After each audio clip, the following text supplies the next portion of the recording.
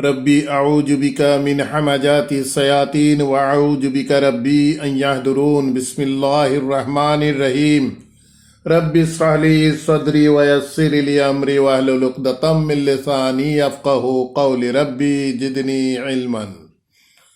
প্ৰিয় দৰ্শকবৃন্দ, আপোনালোক আটাইলৈকে জনাইছোঁ শান্তি বৰ্ষণৰ আহ্বান। সালামুন আলাইকুম। আপোনালোক সকলোৰে ওপৰত মহান আল্লাহৰ শান্তি বৰ্ষিত হওক। আমাৰ এই কোৰআন অনুবাদ চৰ্চাৰ ধাৰাবাহিকতাৰ আজিৰ 109 নং খণ্ডলৈ মই মুক্তাবুল হুছেইনে আপোনালোক সকলোকে স্বাগতম জনাইছোঁ। আৰম্ভ কৰিব লৈছোঁ কোৰআন মজিদৰ 5 নং সূৰা আল মাইদাৰ 44 নং আয়াতৰ পৰা। বিসমিল্লাহিৰ ৰহমানিৰ ৰহিম। ইন্না আনজালনা তাওৰাতা ফিহা হুদান ওয়া নূৰুন। ইন্না নিশ্চয়, আনজালনা আমি নাজিল কৰিছোঁ। আল্লাহ কৰ্তৃপক্ষৰ তৰফৰ পৰা কোৱা গৈছে, নিশ্চয় আমি নাজিল কৰিছোঁ। আত-তাওৰাতা তৌৰাত আমি নাজিল কৰিছোঁ। ফিহা এই তৌৰাতৰ ভিতৰত আছে, ফিহা হুদান পথ নিৰ্দেশনা, ৱা নূৰন আৰু লাইট পোহৰ। মহান আল্লাহে কৈছে, নিশ্চয় আমি নাজিল কৰিছোঁ এই তৌৰাত, যাৰ ভিতৰত আছে পথ নিৰ্দেশনা আৰু আলো, পোহৰ, নূৰ। আল্লাহৰ ভাষাশৈলী আমি অলপ মন কৰি গ'লে, আমাৰ অধ্যয়ন কৰিও আমাৰ ভাল লাগিব। পথ নিৰ্দেশনা কৈছে, গতিকে পথ দেখুৱাবৰ বাবে আমাক পোহৰৰ প্ৰয়োজন। অন্ধকাৰত আমি কেতিয়াও পথ দেখা নাপাওঁ। গতিকে আল্লাহে যিবোৰ শব্দ ইয়াত ব্যৱহাৰ কৰিছে, ইয়াৰ যথেষ্ট তাৎপৰ্য আছে বিভিন্ন দিশৰ পৰা। পথ নিৰ্দেশনা অৰ্থাৎ হিদায়ত। এই হিদায়ত হৈছে এক কিতাপ। তৌৰাতৰ ক্ষেত্ৰত তৌৰাত হৈছে সেই সময়ৰ তৌৰাত অনুসাৰীসকলৰ বাবে পথ নিৰ্দেশনা, আৰু এই তৌৰাতেই হৈছে পোহৰ, নূৰ, যাৰ দ্বাৰা জ্ঞানৰো অৰ্থ প্ৰকাশ কৰে এই আয়াতৰ মাধ্যমতে। গতিকে আল্লাহে কৈছে, নিশ্চয় আমি নাজিল কৰিছোঁ এই তৌৰাত, তাৰ ভিতৰত আছে পথ নিৰ্দেশনা আৰু আলো, পোহৰ। ইয়াহকুমু বিহান নবিয়ুনা, ইয়াহকুমু বিহা এই তৌৰাতৰ দ্বাৰা বিচাৰ কৰিছিলে আন নবিয়ুনা নবীসকলে, আল্লাযিনা আসলামু যিসকলে সমৰ্পিত হৈছে, অৰ্থাৎ যিসকলে কিতাপৰ ওপৰত ঈমান আনিছে। নবীসকলে এই কিতাপৰ দ্বাৰা তেওঁলোকৰ প্ৰতিটো কথাত তেওঁলোকৰ বিচাৰ কৰিছিলে এই কিতাপৰ মাধ্যমত, কিতাপৰ আধাৰত। লিল্লাযিনা হাদু আৰু যিসকল ইহুদী হৈছিল, সিহঁতৰ মাজৰ পৰা ৱা ৰাব্বানিয়ুনা, ইহুদীসকলৰ ৰাব্বানিয়ুনা, ইয়াৰ দ্বাৰা আলিম, ইহুদী আলিমসকলক বুজোৱা গৈছে। ৱাল আহবাৰু আৰু যিসকল এই কিতাপৰ বিশেষজ্ঞ, স্কলাৰ বুলি আমি যাক ক'ব পাৰোঁ, ইহুদীসকলৰ মাজৰ পৰা, যিহেতু বিষয়বস্তু তৌৰাত চলি আছে ইয়াত। বিমাস্তুহফিজু মিনাল কিতাবিল্লাহি, এই আলিমসকল আৰু বিশেষজ্ঞসকল, নবীসকলে এই কিতাপৰ মাধ্যমত বিচাৰ কৰি দিছিল, আৰু আলিমসকল, বিশেষজ্ঞসকল, এওঁলোকক একত্ৰে আল্লাহে কি কৰিছিল, এই কিতাপৰ ৰক্ষণাবেক্ষণৰ দায়িত্ব দিছিল। মুহাফিজ, হিফাজত। গতিকে প্ৰকৃত যিসকল আলিম বা যিসকল বিশেষজ্ঞ বা যিসকলক আল্লাহে এই কিতাপৰ জ্ঞান দিছে, তেনে লোকসকলৰ সদায় নৈতিক দায়িত্ব থাকিব এই কিতাপৰ ৰক্ষণাবেক্ষণ হিফাজতৰ, অৰ্থাৎ এই কিতাপ যাতে কোনো কাৰণত গোপনো হ'ব নোৱাৰে বা এই কিতাপৰ কথা যাতে কোনো কাৰণত টুইষ্ট হ'ব নোৱাৰে। এই দিশবোৰৰ দায়িত্ব প্ৰকৃতপক্ষে আলিমসকল, নবী ৰচুলসকলেতো লৈছিলে বা তেওঁলোকক আল্লাহৰ দ্বাৰা মনোনীত, তেওঁলোকক এই কাম তেখেতসকলে কৰিছিলে নিঃসন্দেহে, তাত কোনো সন্দেহ নাই। কিন্তু তাৰ পৰৱৰ্তী যিসকলৰ বিষয়ে কৈছে, তেনে লোকসকলৰো নৈতিক দায়িত্বৰ ভিতৰত থাকে এই কিতাপ যাতে কোনো কাৰণত গোপনো হ'ব নোৱাৰে বা ইয়াৰ আল্লাহৰ কথা কোনো কাৰণত টুইষ্ট হৈ সলনি হ'ব নোৱাৰে। সেয়েহে ইয়াৰ ৰক্ষণাবেক্ষণৰ দায়িত্ব আল্লাহে তেওঁলোকক কিতাপৰ দিছিল। ৱাকানু আলাইহি চুহাদা, আৰু ৱাকানু আলাইহি, আৰু তেওঁলোক আছিল এই কিতাপৰ ওপৰত চুহাদা, সাক্ষী আছিল। অৰ্থাৎ ইহুদী যিসকল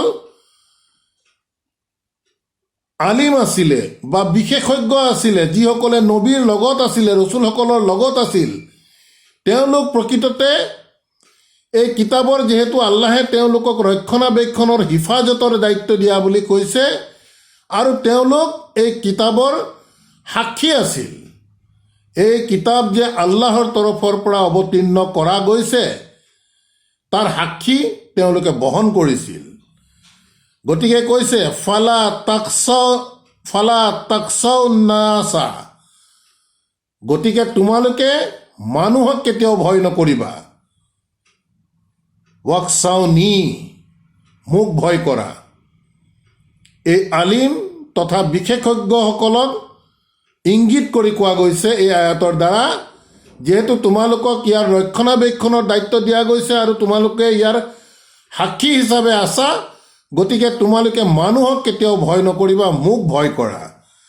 ৱালা তাস্তাৰু বি আয়াতি সামানান কালিলান, আৰু সামান্য অৰ্থৰ বিনিময়ত মোৰ এই আয়াত, বি আয়াতি, মোৰ এই আয়াত সামান্য অৰ্থৰ বিনিময়ত তোমালোকে কেতিয়াও বিক্ৰী নকৰিবা। ইয়াৰ অৰ্থ কেৱল তাবিজ তোলাজ দিয়াটোৱেই নহয়, যিহেতু ইয়াত আলিমসকলক বা বিশেষজ্ঞসকলক আল্লাহে মুহাফিজ বুলি কৈছে, কিতাপৰ হিফাজতকাৰী। গতিকে তেনে এক দায়িত্ব দিয়াৰ পাছত সামান্য কেইটামান টকাৰ বিনিময়ত তেওঁলোকৰ এই যি কিতাপৰ নৈতিক দায়িত্ব, তাৰ পৰা যাতে তেওঁলোকে স্থান সলনি কৰি নিদিয়ে, তেওঁলোকৰ নিজস্ব যি আল্লাহে যি দায়িত্ব দিছে, ইমান গুৰু দায়িত্ব দিছে, সেই দায়িত্বত যাতে তেওঁলোকে অটল থাকে।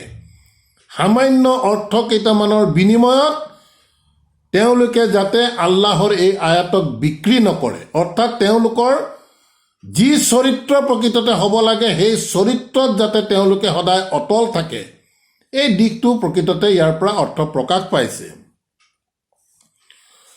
তাৰ পাছত কৈছে ৱামান লাম ইয়াহকুম বিমা আনজালাল্লাহু, ৱামান লাম ইয়াহকুম, আৰু যিয়ে বিচাৰ নকৰিব, বিমা আনজালাল্লাহু, আল্লাহে যি অৱতীৰ্ণ কৰিছে তাৰ মাধ্যমত, তাৰ দ্বাৰা, বিমা অৰ্থাৎ আল্লাহে কিতাপৰ কথা কৈছে, যিয়ে এই কিতাপৰ দ্বাৰা বিচাৰ নকৰিব, ফাউলাইকা হুমুল কাফিৰুন, আল্লাহৰ দৃষ্টিভংগীত স্পষ্ট ভাষাৰে তেওঁলোকক আল্লাহে কাফিৰ বুলি অভিহিত কৰিছে।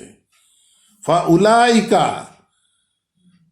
গতিকে নিশ্চয় সিহঁতেই, সিহঁতেই একমাত্ৰ আল কাফিৰুন, তেওঁলোকেই প্ৰকৃততে কাফিৰ, কিতাপৰ অগ্ৰাহ্যকাৰী, কিতাপৰ অবিশ্বাসকাৰী। গতিকে প্ৰিয় দৰ্শকবৃন্দ, আমি আহ্বান জনাম, অনুৰোধ জনাম, অতি গুৰুত্বপূৰ্ণ আল্লাহে এই 44 নম্বৰ, 44, 45 আৰু 47 মই আগতীয়াকৈ আপোনালোকৰ আগত দাঙি ধৰিছোঁ। এই তিনিটা আয়াত আপোনালোকে শেষৰ অংশ যাতে খুব মনোযোগেৰে অনুধাৱন কৰাৰ চেষ্টা কৰে। এই আয়াতত আল্লাহে কৈছে যিয়ে আল্লাহে যি অৱতীৰ্ণ কৰিছে তাৰ দ্বাৰা যিয়ে বিচাৰ নকৰিব। এই বিচাৰ বুলি কোৱাৰ লগে লগে কাৰোবাৰ মাজত হোৱা মতবিৰোধেই হওক, তৰ্ক বিতৰ্কই হওক বা নিজস্ব যি বিচাৰ বিবেচনা থাকিব, প্ৰত্যেক ব্যক্তিৰ নিজস্ব এক বিচাৰ থাকিব। গতিকে বিচাৰ ইয়াহকুম বুলি কোৱাৰ লগে লগে সামগ্ৰিকভাৱে এই গোটেইবোৰ বিষয় সাঙুৰি লোৱা গৈছে। কেৱল যে আনৰ বিচাৰৰ কথা ইয়াক কোৱা গৈছে এনে নহয়। আমি যে কেৱল আনৰে বিচাৰ কৰিম, কিন্তু আমি আমাৰ নিজৰোতো বিচাৰ আৰু বিবেচনা বুলি কিছু কথা আছে। গতিকে আমাৰ নিজৰ বিচাৰ ও বিবেচনা আল্লাহে অৱতীৰ্ণ কৰা নাজিল কৰা কিতাপৰ মাধ্যমত যদি যিয়ে নকৰিব তেওঁক আল্লাহে কাফিৰ বুলি অভিহিত কৰিছে।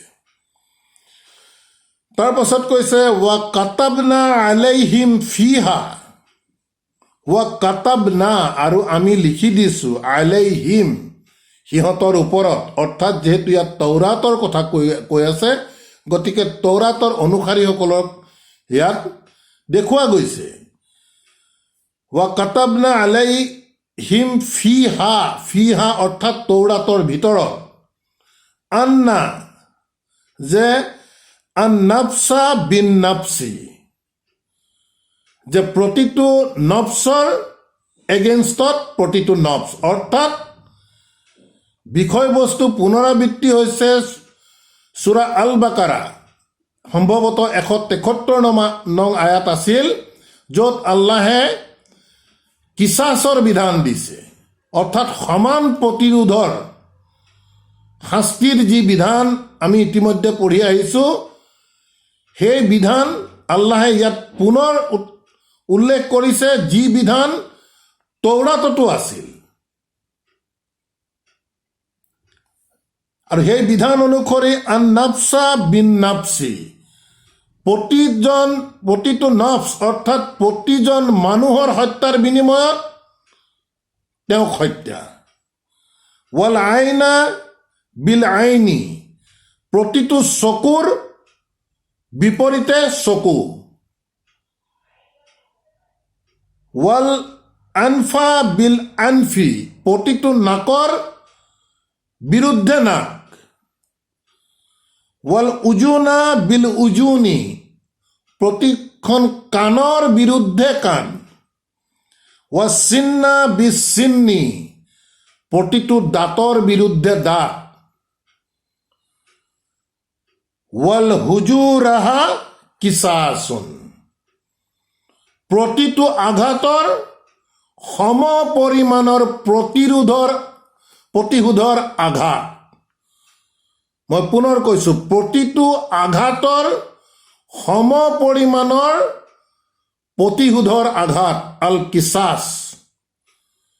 ইতিমধ্যে আমি সূৰা আল বাকাৰাত যি পঢ়ি আহিছিলোঁ, ইয়াতো মহান আল্লাহে সেই একেই বিধান তৌৰাতত উল্লেখ থকা বুলি ইয়াত কৈছে, যে প্ৰতিজন ব্যক্তিৰ বিৰুদ্ধে যদি কোনো ব্যক্তি হত্যা হয় তেওঁৰ বিৰুদ্ধে হত্যাকাৰীক হত্যা কৰাৰ বিধান।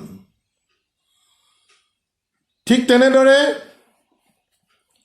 আন্নাফছু বিন নাফছি, তাৰপিছত চকুৰ বিৰুদ্ধে কাৰোবাৰ যদি চকু ক্ষত কৰিলে তাৰ বিৰুদ্ধে তেওঁৰ চকুৰ ক্ষতি সাধন কৰিব লাগিব।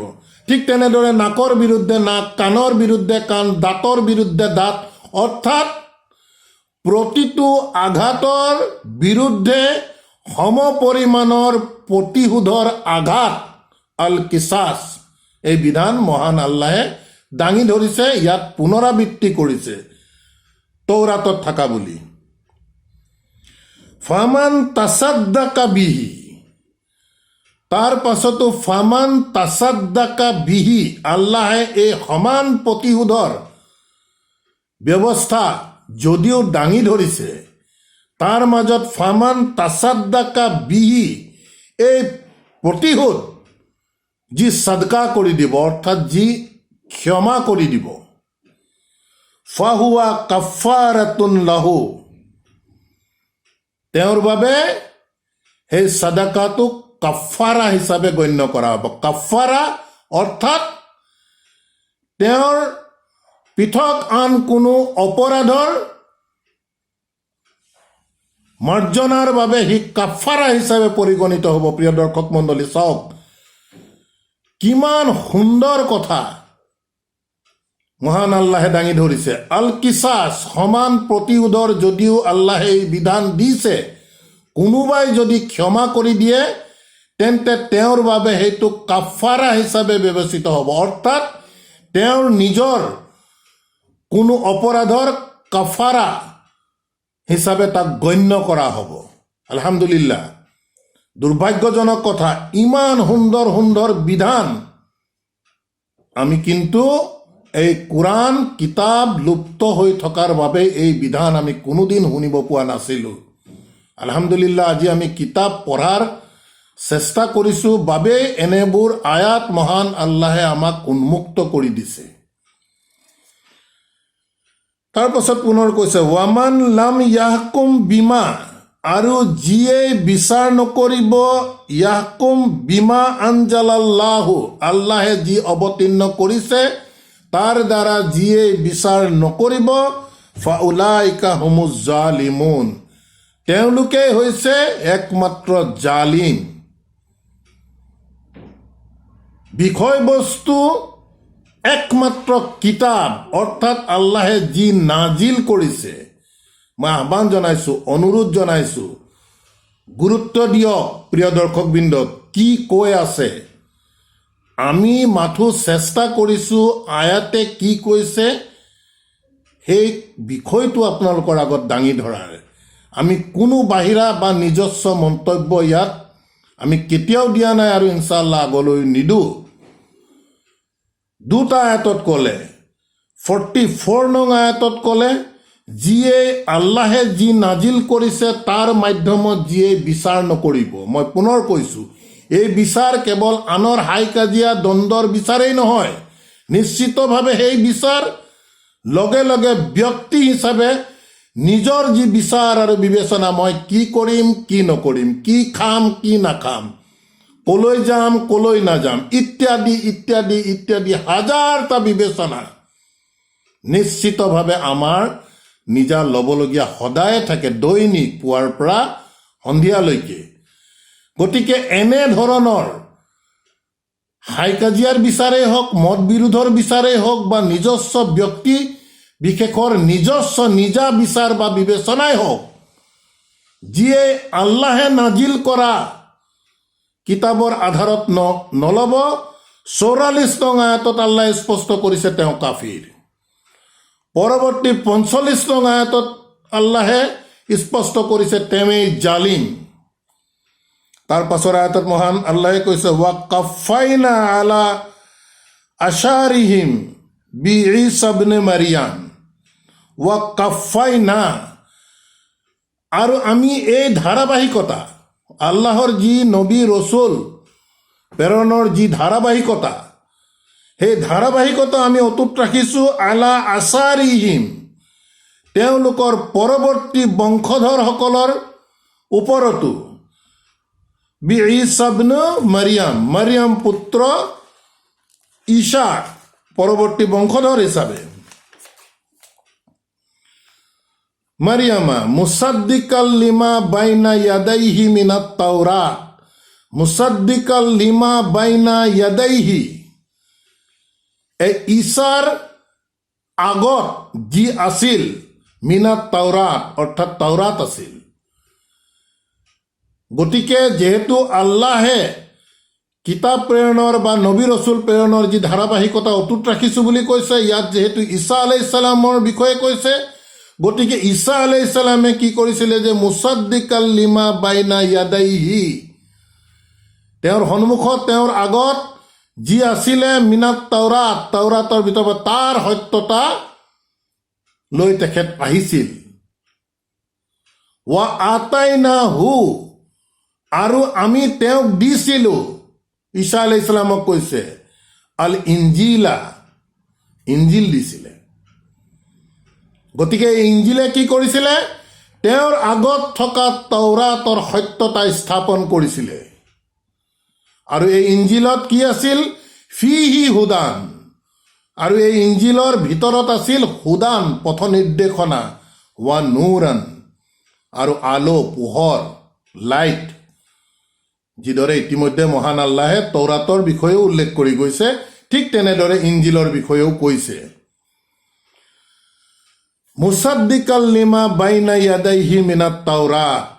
এই ইঞ্জিলে কি কৰিছে? মুসাদ্দিকাল লিমা বাইনা ইয়াদাইহি মিনাত তাওৰাত, তেওঁৰ আগত থকা তৌৰাতৰ সত্যতা স্থাপন কৰিছে। হুদান, পথ নিৰ্দেশনা, ৱা মাউইজাতান লিল মুত্তাকিন, মুত্তাকিসকলৰ বাবে, আল্লাহৰ ৰুখক ভয় কৰা লোকসকলৰ বাবে মাউইজাতান, উপদেশ মালা। ৱাজ, ৱাজ শব্দটো ইয়াৰ পৰাই আহিছে। ৱাজ দি প্ৰকৃততে কি কৰে? উপদেশ দিয়ে আমাক। গতিকে প্ৰকৃততে আমি আমাৰ ৱাজ নিশ্চিতভাৱে আল্লাহে নাজিল কৰা একমাত্ৰ কিতাপৰ দ্বাৰাই হ'ব লাগিব। যেহেতু ই মাউইজা, উপদেশ মালা, গতিকে মুত্তাকিসকলৰ বাবে এই ইঞ্জিলৰ ভিতৰত কি আছিলে? হুদান, পথ নিৰ্দেশনা, ৱা মাউইজাতান, আৰু উপদেশ মালা, অৰ্থাৎ আল্লাহৰ দ্বাৰা প্ৰেৰণ কৰা ৱাজ, লিল মুত্তাকিন, মুত্তাকিসকলৰ বাবে। ৱাল ইয়াহকুম আহলুল ইঞ্জিলা, ৱাল ইয়াহকুম আহলুল ইঞ্জিলা, ইঞ্জিলৰ যিসকল দাবীদাৰ আছিল তেওঁলোকৰ মাজত ৱাল ইয়াহকুম, বিচাৰ কৰিছিল, আহলুল ইঞ্জিল, ইঞ্জিলৰ পৰিয়ালৰ লোকসকলৰ মাজত, বিমা আনজালাল্লাহু ফিহি, কি দি বিচাৰ কৰিছিলে? চব বিমা আনজালাল্লাহু, যে আল্লাহে যি নাজিল কৰিছে, ফিহি, তাৰ ভিতৰত যি আছে, ইঞ্জিলৰ ভিতৰত, তাৰ দ্বাৰা ঈসা আলাইহিস সালামে এই ইঞ্জিলৰ অনুসাৰীসকলৰ বিচাৰ কৰিছিল, সকলো ধৰণৰ বিচাৰ। ৱামান লাম ইয়াহকুম বিমা আনজালাল্লাহু, ৱামান, আৰু যিসকলে লাম ইয়াহকুম, বিচাৰ নকৰে। মই পুনৰ আপোনালোকৰ দৃষ্টি আকৰ্ষণ কৰিব বিচাৰিছোঁ, এই বিচাৰ বুলি কোৱাৰ লগে লগে আমাৰ সাধাৰণ চেন্সত যিটো কেৱল ৰাইজৰ বিচাৰ বা আনৰ বিচাৰ বা কোনো অপৰাধীসকলৰ বিচাৰ, নিশ্চিতভাৱে সেই বিচাৰ এই আয়াতত ইনক্লুড হৈছে। ইয়াৰ উপৰিও মুখ্যতঃ কিন্তু আমাৰ নিজৰ বিচাৰটো আমি পাহৰি গ'লে নহ'ব। এই দিশটো প্ৰতি আপোনালোকৰ সকলোকে মই কোৰাণৰ আয়াতৰ মাধ্যমত আপোনালোকৰ দৃষ্টি আকৰ্ষণ কৰিব বিচাৰিছোঁ আৰু আহ্বান জনাইছোঁ আপোনালোকেও ইয়াক চিন্তা চৰ্চা কৰক যে আল্লাহে নাজিল কৰা একমাত্ৰ কিতাপৰ গুৰুত্ব কিমান। ওয়ামান লাম ইয়াহকুম বিমা আনজালাল্লাহু, আৰু যিয়ে আল্লাহে অৱতীৰ্ণ কৰা এই বিধান, নাজিল কৰা এই কিতাপৰ অনুসৰি বিচাৰ নকৰে, ফাউলাইকা হুমুল ফাসিকুন, আৰু তেওঁলোকেই হৈছে একমাত্ৰ ফাসিক।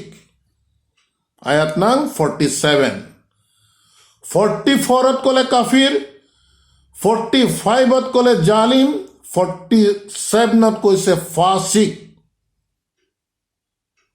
আল্লাহে এনেই কোৱা নাই, বিষয়বস্তু এটাই, কিতাপ কিতাপ কিতাপ, আল্লাহৰ নাজিল নাজিল নাজিল, তাৰ বাহিৰে বেলেগ কোনো ইছ্যু নাই ইয়াত। এই কথাবোৰ আমি পাতলীয়াকৈ ল'লে নহ'ব প্ৰিয় দৰ্শকবৃন্দ। গতিকে আল্লাহে ক্লিয়াৰ চাৰ্টিফিকেট দিছে। আমি কাফিৰ বেলেগক ভাবি থাকিলে নহ'ব, কাৰোবাক জালিম কাৰোবাক ভাবি থাকিলে নহ'ব, ফাসিক কাৰোবাক ভাবি থাকিলে নহ'ব। আল্লাহৰ কি কৈছে তাৰ ওপৰত আহক আমি চিন্তা চৰ্চা কৰি আমি নিজক সুধি চাবলৈ বিচাৰোঁ আহক যে এই আওতাৰ ভিতৰত কিবা কাৰণত আমি পৰিছোঁ নেকি। অৰ্থাৎ আমাৰ প্ৰতিটো বিচাৰ নিজস্বই হওক বা ৰাজহুৱাই হওক আল্লাহে নাজিল কৰা এই কিতাপৰ মাধ্যমত হৈছে নে নাই। যদি নাই হোৱা এই আওতাৰ ভিতৰত কিন্তু নিশ্চিতভাৱে পৰি যোৱাৰ বিষয়ে কোনেও নুই কৰিব নোৱাৰে।